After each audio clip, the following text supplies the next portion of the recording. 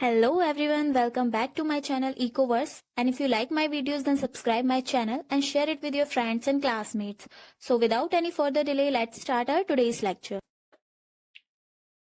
तो स्टार्ट करते हैं अपनी एमएससी 104 के यूनिट 7 डिस्ट्रीब्यूशन एंड ग्रोथ। तो इसमें हमें देखना है कि सबसे पहले इनकम इनइक्वालिटी क्या होती है। इनकम इनइक्वालिटी को अगर हम लेम लैंग्वेज में बोलें तो इसका जो मेन फीचर होता है जिससे हम डिफाइन करते हैं कि इनइक्वालिटी कितनी है इकोनॉमी में, तो वो पता चलती है हमारी इनकम से कि हमारा इनकम डिस्ट्रीब्यूशन कैसा है। अगर किसी की इनकम ज्यादा है और किसी की इनकम बहुत ज्यादा कम है, यानी गैप जो है रिच और पुअर में बहुत ज्यादा है, तो मतलब वहां पे इनइक्वालिटी भी ज्यादा है। अगर रिच और पुअर की इनकम में जो गैप है वो कम है, इसका मतलब इनइक्वालिटी वहां पे कम है। लेकिन इकोनॉमिक टर्म्स में जब हम देखें तो यहाँ पे हम दो तरह से डिफाइन करते हैं। पहला हमारी इनकम इनइक्वालिटी, जो हमारी इनकम जिसमें हम इनकम गैप चेक करते हैं। दूसरा हमारा होता है इनइक्वालिटी ऑफ अपॉर्चुनिटी।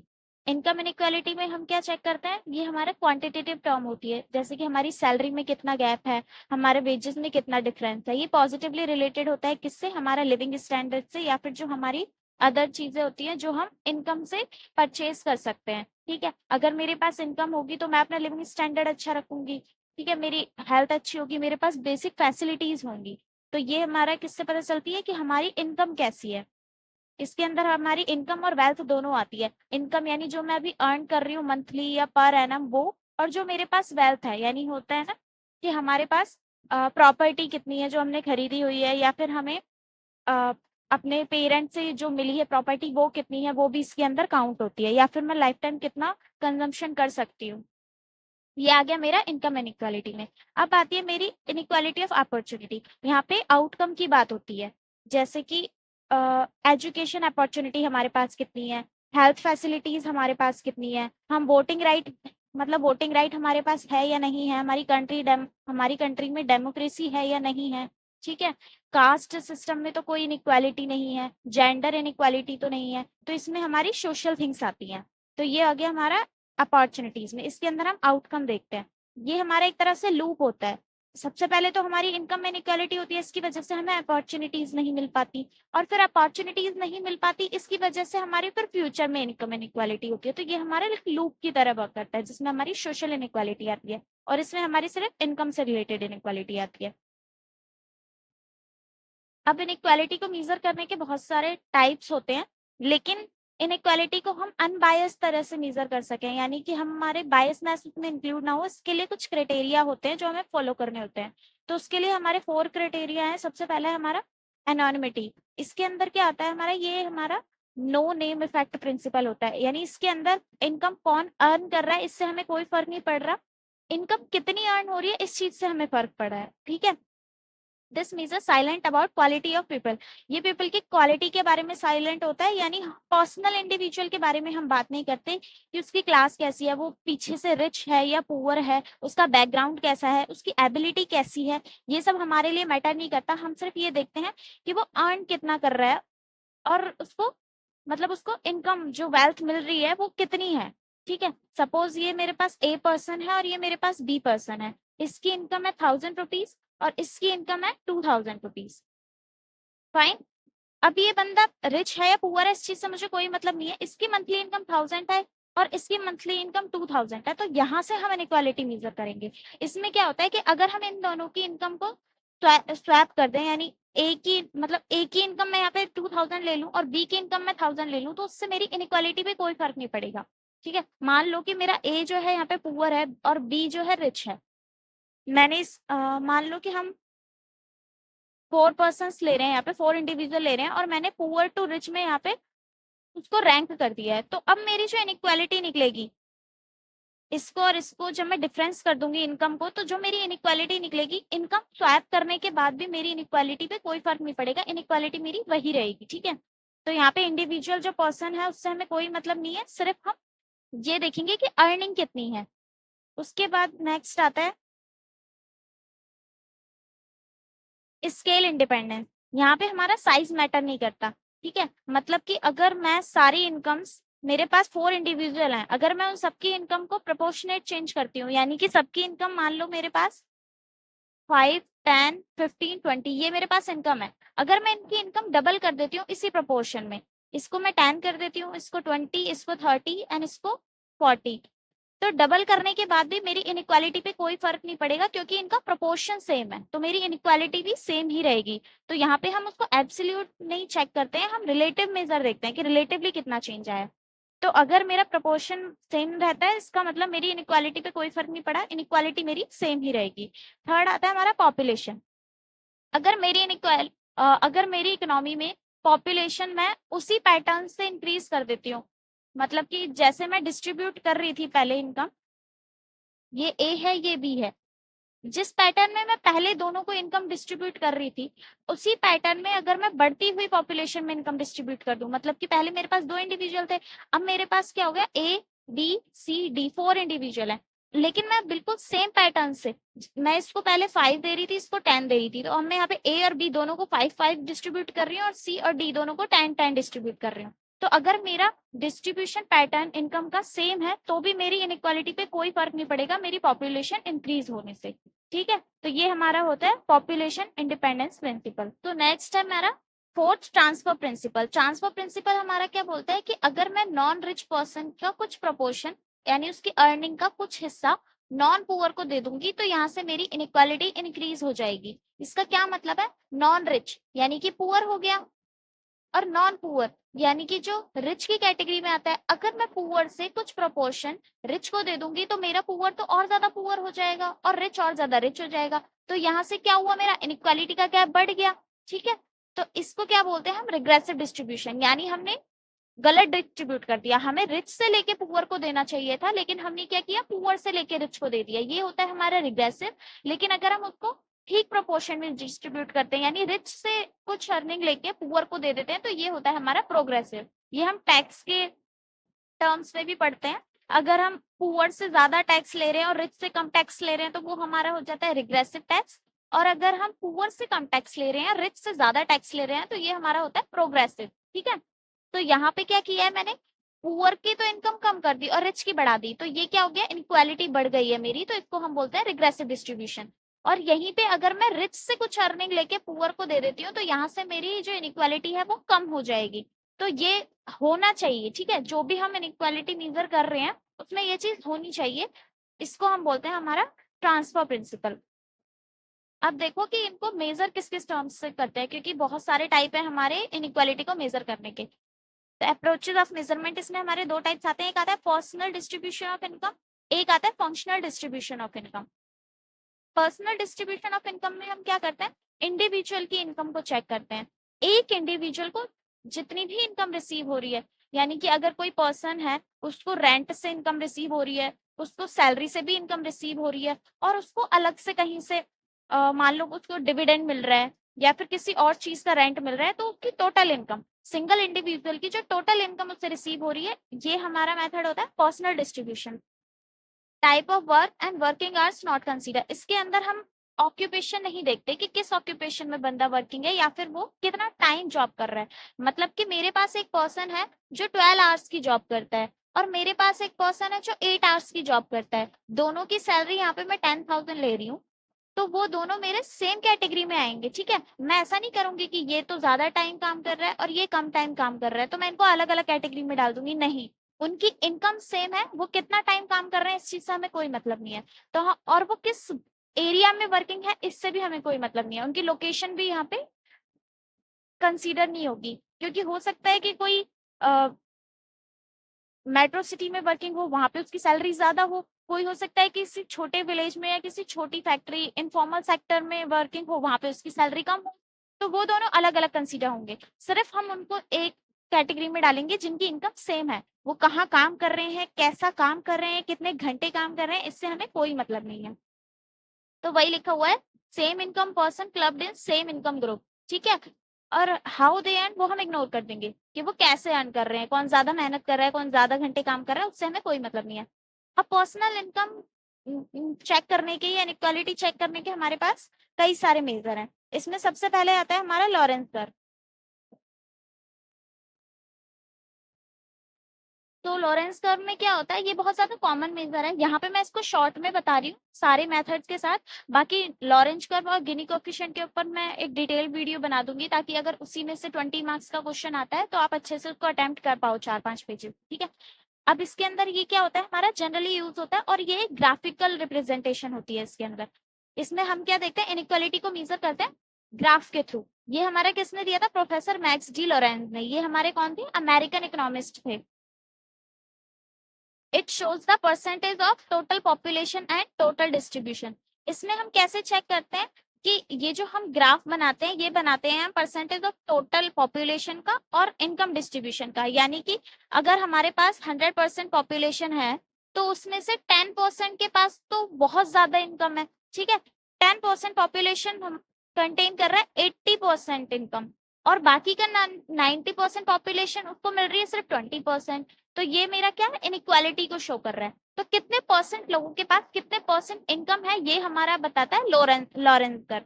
ठीक है। तो यहाँ पे हमने क्या लिया है, एक्स एक्सिस पे हमारा आ जाएगा टोटल पॉपुलेशन परसेंटेज में जो हम काउंट करेंगे, और वाई एक्सिस पे आ जाता है हमारा टोटल इनकम की परसेंटेज। तो यहाँ से हम एक स्ट्रेट लाइन ड्रॉ करेंगे जो कि 45 डिग्री की होगी। ये हमारी बताती है इक्वल डिस्ट्रीब्यूशन। तो ये जो हमारी लाइन है ये हमारी शो करती है इक्वल डिस्ट्रीब्यूशन। और ये जो हमारी लाइन है, ठीक है, ये जो कर्व है ये है हमारा लॉरेंस कर्व। अब जितना ज्यादा इक्वल डिस्ट्रीब्यूशन लाइन और लॉरेंस कर्व में गैप होगा, उतना ही हमारा क्या होगा, इकोनॉमी में इनइक्वालिटी होगी। यानी ये लाइन मेरी जितनी यहाँ पे एक्स एक्सिस की तरफ बैंड होगी, उतनी ही इनइक्वालिटी ज्यादा होगी। और जितनी लाइन मेरी ये टुवार्ड्स होगी किसके, इक्वल डिस्ट्रीब्यूशन लाइन के, यानी 45 डिग्री लाइन के, उतनी ही मेरी इनइक्वालिटी इकोनॉमी में कम होगी। तो मान लो कि मेरे पास ये है कंट्री ए का लॉरेंस कर्व और ये है कंट्री बी का लॉरेंस कर्व। तो यहाँ पे इनइक्वालिटी किस में ज्यादा होगी, बी में, क्योंकि बी में और इक्वल डिस्ट्रीब्यूशन लाइन में ज्यादा गैप है, और ए लाइन में, मतलब ए लॉरेंस कर्व में और इक्वल डिस्ट्रीब्यूशन में गैप जो है वो कम है। तो जिसमें गैप कम होता है, जो 45 डिग्री लाइन की तरफ ज्यादा ज्यादा उसकी तरफ मूव होती है, वो उस कंट्री का जो हमारी इनइक्वालिटी है वो हमारी कम होती है। जिसमें गैप ज्यादा होता है वहां पे इनइक्वालिटी ज्यादा होती है।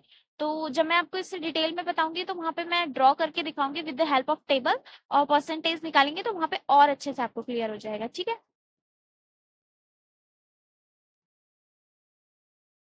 इसके बाद हमारे सेकंड जो मेथड आता है वो आता है हमारा क्विंटाइल डिस्ट्रीब्यूशन। क्विंटाइल डिस्ट्रीब्यूशन क्या होता है, ये एक न्यूमेरिकल मेथड है, प्रॉपरली न्यूमेरिकल मेथड है जो कि इकोनॉमिस्ट यूज करते हैं इनइक्वालिटी निकालने के लिए। इसके अंदर हम क्या करते हैं, जो कंट्रीज की पॉपुलेशन होती है, मान लो कि हम दो कंट्रीज को कंपेयर कर रहे हैं, तो उन दोनों कंट्रीज की पॉपुलेशन को हम 5 इक्वल पार्ट्स में डिस्ट्रीब्यूट कर लेंगे। ठीक है। जैसे मेरे पास ये कंट्री ए है और ये कंट्री बी है, तो मैं यहाँ पे क्या करूंगी, अपनी पॉपुलेशन को 5 पार्ट्स में डिवाइड कर लूंगी, और सारे 20-20% के होंगे। यहाँ पे बी कंट्री की जो पॉपुलेशन है उसको भी 5 पार्ट्स में डिवाइड कर लूंगी, जो कि मेरा 20% ईच होगा। ठीक है।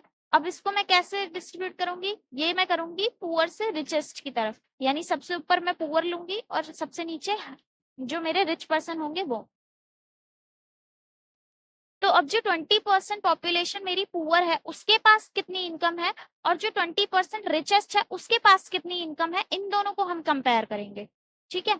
और फिर अगर हमें दो कंट्रीज को कंपेयर करना है तो फिर हम यहाँ पुअर जो हमारे 20% है उसको बी कंपनी की जो पुअर 20% है उससे कंपेयर करेंगे, और रिच जो ए कंट्री के 20% रिच पर्सन है उनको बी कंट्री के 20% रिच पर्सन से कंपेयर करेंगे।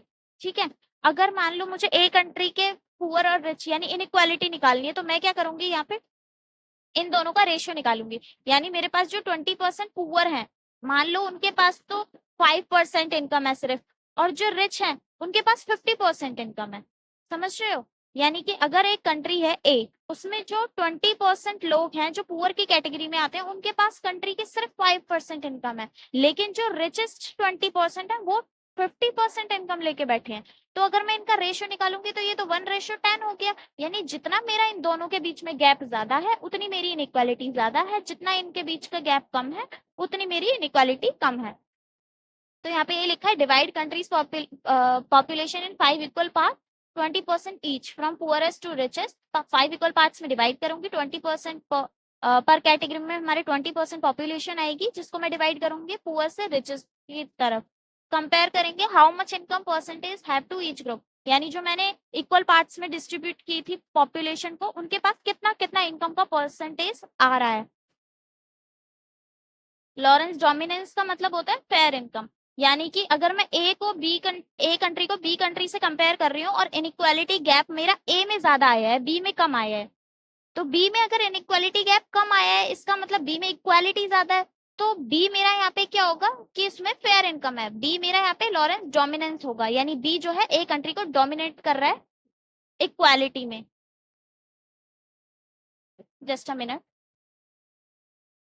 तो नेक्स्ट मेथड है हमारा रेंज। तो रेंज में हम क्या करते हैं, रेंज हमारा सिंपलेस्ट मेथड है। हम क्लास इंटरवल में भी रेंज निकालते थे, तो क्या करते थे, हाईएस्ट टर्म में से लोएस्ट टर्म को माइनस कर देते थे।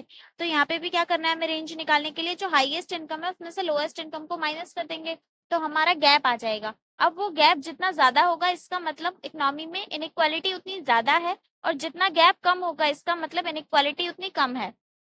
लेकिन यहाँ पे एक प्रॉब्लम है कि मान लो कि मेरे पास 5 इंडिविजुअल है, ABCDE, मैंने इन लोगों की इनकम को डिस्ट्रीब्यूट कर दिया है। ये है मेरे पास 3, 5, 7, 9 एंड 11। ठीक है, अब मैं क्या करूंगी, जब मैं यहाँ पे चेक करूंगी तो इसमें मैं एक तो 3 लूंगी और एक 11 लूंगी, 11 में से 3 माइनस करूंगी, जो आएगा मेरा इनइक्वालिटी गैप हो जाएगा। लेकिन यहाँ पे जो बीच की टर्म्स हैं, इनको तो मैंने इग्नोर कर दिया। ठीक है, अगर इसमें से कोई पुअर इंसान रिच इंसान से कुछ प्रपोर्शन ले लेता है, तो यहाँ से तो फिर उनकी जो इनइक्वालिटी है वो चेंज हो जाएगी। मान लो कि मैं अगर डी से कुछ प्रपोर्शन निकाल के बी को दे दूं, तो जो हमारा डी पर्सन है वो भी रिच ही रहेगा, और यहाँ पे जो बी जो अभी पुअर है वो थोड़ा सा रिच की कैटेगरी में आ जाएगा, है ना। तो जो मेरा फोर्थ प्रिंसिपल था यहाँ पे ट्रांसफर इनकम वाला, कि अगर मैं इनकम को ट्रांसफर कर दूं तो भी मेरी इनइक्वालिटी चेंज नहीं होनी चाहिए, वो तो यहाँ पे वायलेट हो गया। ठीक है, तो वही लिखा है कि fails to satisfy transfer principle. तो जो ट्रांसफर प्रिंसिपल था ये उसको सेटिस्फाई नहीं करता, क्योंकि हम यहाँ पे सिर्फ एक्सट्रीम वैल्यूज को ले रहे हैं, बीच के जो टर्म्स है उनको हमने इग्नोर कर दिया है। Ignore the distribution between extremes, यानी एक्सट्रीम वैल्यूज के जो बीच के, यानी पुअरेस्ट और रिचेस्ट पर्सन के जो बीच के, यानी मिडल मैन जो था, मिडल इनकम ग्रुप, उसको तो हमने इग्नोर कर दिया बिल्कुल, उसके बारे में तो बात ही नहीं करी है। अब फोर्थ है हमारा mean absolute deviation. Mean absolute deviation भी हमारा एक टाइप है जिससे हम इनइक्वालिटी को मेजर करते हैं। इसके अंदर हमारा क्या होता है, measure the average absolute difference between the each income and the mean income. इसके अंदर हम डिफरेंस निकालते हैं, यानी एक मिनट, गैप चेक करते हैं किसके बीच में, जो हमारी इंडिविजुअल की इनकम है और जो एवरेज इनकम है उसके बीच में।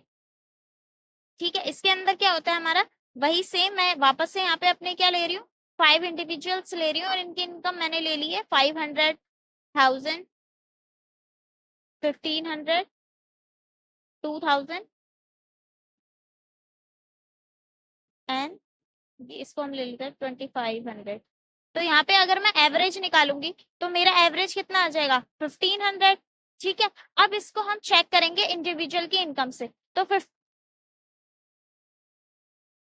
1500 को जब मैं चेक करूंगी ए से, तो यहाँ पे गैप मेरा क्या आ जाएगा, 1000। बी से चेक करूंगी तो क्या आ जाएगा, 500। डी से चेक करूंगी तो कितना आएगा, 500, और ई से चेक करूंगी तो कितना आएगा, 1000। ये जितना भी हमारा चेंज निकल के आ रहा है, इसको जब मैं ऐड कर दूंगी सारा, और उसको फिर डिवाइड कर दूंगी नंबर ऑफ ऑब्जर्वेशन से, तो यहाँ से मेरा क्या निकल के आता है, मीन एब्सोल्यूट डेविएशन। तो ये डेविएशन हमारी जितनी ज्यादा होती है, ठीक है, यानी पहले हम डेविएशन निकालते हैं फिर उसका एवरेज निकाल लेते हैं, तो ये हमारी जितनी ज्यादा होती है मतलब कि इकोनॉमी में हमारी इनइक्वालिटी उतनी ज्यादा है, और ये जितनी कम होती है इसका मतलब इनइक्वालिटी कम है। आपको इसका पूरा मैथमेटिकल प्रूफ देने की जरूरत नहीं है, क्योंकि इसमें से वैसे भी एग्जाम में आने के चांसेस कम ही होते हैं। जो हमारा मेन आता है वो हमारा गिनी कोएफिशिएंट और लॉरेंज कर्व आता है। ठीक है, तो अगर किसी को, जैसे किसी का स्टैटिस्टिकल बैकग्राउंड जो है वीक हो और उसको ये सब समझने में प्रॉब्लम हो रही हो, तो आप सिंपल, अगर क्वेश्चन आता है इनइक्वालिटी मेथड में, तो आप 4 पेज में या 5 पेज में 2 मेजर लिख के आना, गिनी कोएफिशिएंट एंड लॉरेंज कर्व, तो वहां से भी आपको मार्क्स मिल जाएंगे अच्छे खासे। ठीक है, लेकिन अगर आप कर सकते हो तो और अच्छी बात है, इसको पूरा प्रूफ करने की जरूरत नहीं है, बाकी कुछ करना नहीं होता, इजी है। बस फॉर्मूले में वैल्यूज पुट करनी है और आपका सोल्यूशन हो जाएगा, पर पूरा करके दिखाने की जरूरत नहीं होती है आपने, क्योंकि आपको सिर्फ ये बताना है कि कौन कौन से मेथड होते हैं और मेथड का क्या यूज है। तो यहाँ पे बस यही यूज है कि हम मीन एब्सोल्यूट डेविएशन निकालते हैं, वो जितना ज्यादा आता है इनइक्वालिटी उतनी ज्यादा है, और वो जितना कम आता है इनइक्वालिटी उतनी कम है। और ये हमारा एक मैथमेटिकल फॉर्मूला है जिसकी वजह से हम इनइक्वालिटी मेजर कर सकते हैं। ठीक है,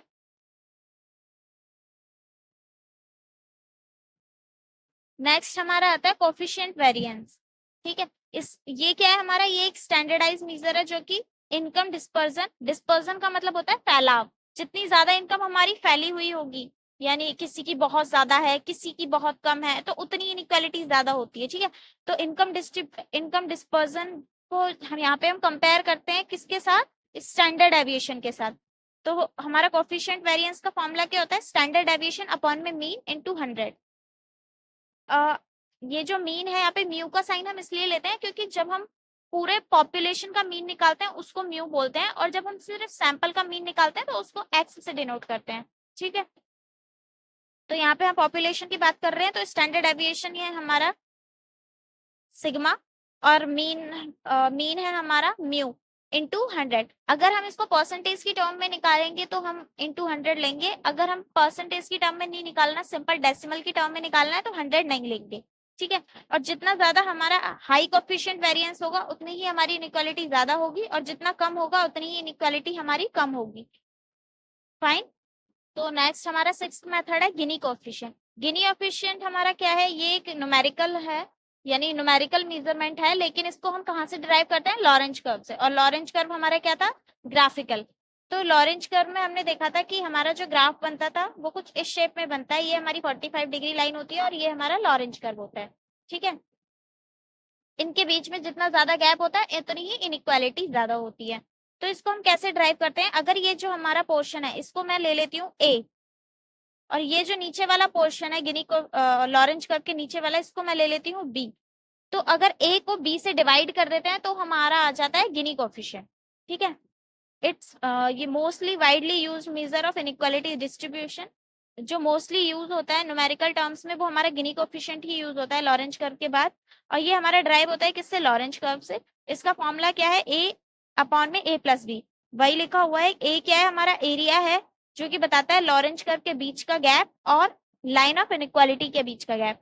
तो ये हमारा हो गया लॉरेंज कर्व की लाइन, और ये हमारी हो गई इनइक्वालिटी की लाइन। तो इन दोनों के जो बीच का गैप है, यानी ये ऊपर वाला जो शेडेड पोर्शन है ये हो गया मेरा एरिया ए, उसको डिवाइड करना है ए प्लस बी से, यानी ये शेडेड पोर्शन प्लस में ये जो नीचे वाला मेरा एरिया है ये, यानी पूरे ए को अगर मैं ए प्लस बी से डिवाइड कर दूंगी तो यहाँ से मेरा गिनी कोफिशिएंट आ जाएगा।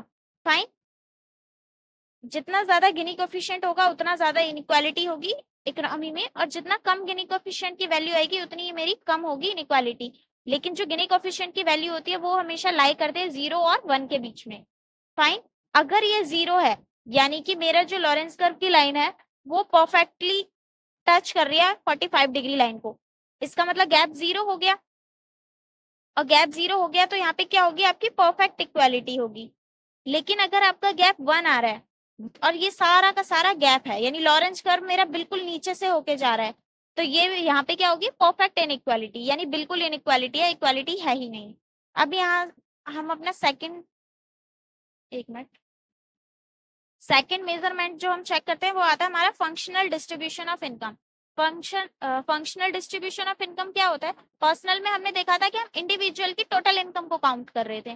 ठीक है, लेकिन यहाँ पे हम देखते हैं कि इनपुट का शेयर कितना है।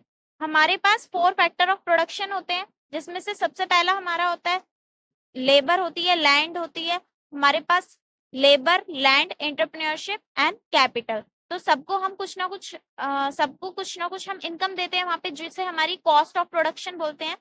ठीक है, या फिर फैक्टर ऑफ इनकम बोलते हैं। तो लेबर को हम क्या देते हैं, वेजेस। लैंड के बदले में हमें क्या देना होता है, रेंट। कैपिटल के बदले में क्या देना होता है, इंटरेस्ट। और एंटरप्रेन्योरशिप को क्या मिलता है, प्रॉफिट।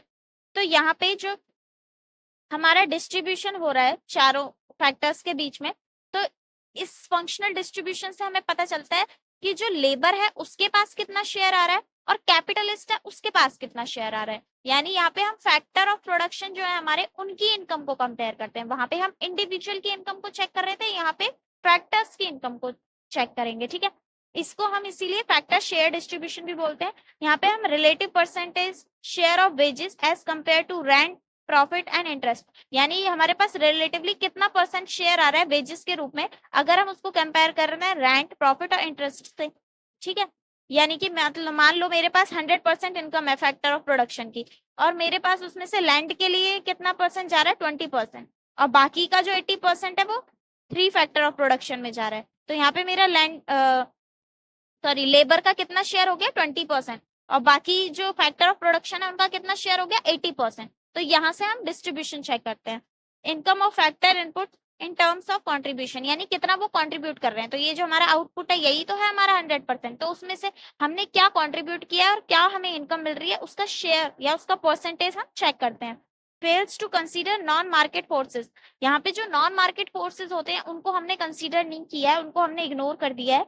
नॉन मार्केट हमारे फोर्सेस कौन से होते हैं, जो हमारे पास मोनोपोलिस्ट है उसकी कितनी पावर है, यानी उसकी डिग्री ऑफ पावर कितनी है, वो कितना प्राइस में चेंज ला सकता है, कितना लेबर को मॉडिफाई कर सकता है, कितना कैपिटल को चेंज कर सकता है, वो सब हमने यहाँ पे इग्नोर कर दिया। हम सिर्फ फैक्टर ऑफ प्रोडक्शन का शेयर चेक कर रहे हैं। फाइन, तो आई होप यहाँ तक आपको क्लियर हो गया होगा। बाकी फंक्शनल ऑफ डिस्ट्रीब्यूशन हमारा बहुत शॉर्ट में है, इसमें इतना कुछ है नहीं, इसमें हम सिर्फ फैक्टर्स का शेयर डिस्ट्रीब्यूशन चेक करते हैं। हमारा जो मेन फोकस होता है इनइक्वालिटी मेजर करने के लिए वो हमारा इंडिविजुअल के लिए होता है, जो हम इंडिविजुअल बेसिस पे चेक करते हैं, ठीक है। ये हमारा कैपिटलिस्ट का हो गया, कैपिटलिस्ट और लेबर का, वो हमारा होता है इंडिविजुअल का। तो उसमें हमारे 6 टाइप्स हैं जो अभी हमने पढ़ लिए हैं, लेकिन मेनली जो हमारा फोकस होता है और जो सबसे ज्यादा यूज होते हैं वो हमारे होते हैं लॉरेंज कर्व और गिनी कोएफिशिएंट, और ये पेपर के लिए इंपॉर्टेंट भी है, तो आपको छोड़ के नहीं जाना है बिल्कुल भी। जो इस चैप्टर के नोट्स हैं वो मैं आपको टेलीग्राम चैनल पे प्रोवाइड कर दूंगी, तो आप वहां से उनको एक बार रिवाइज कर लीजिएगा। फाइन, तो कीप लर्निंग, कीप ग्रोइंग।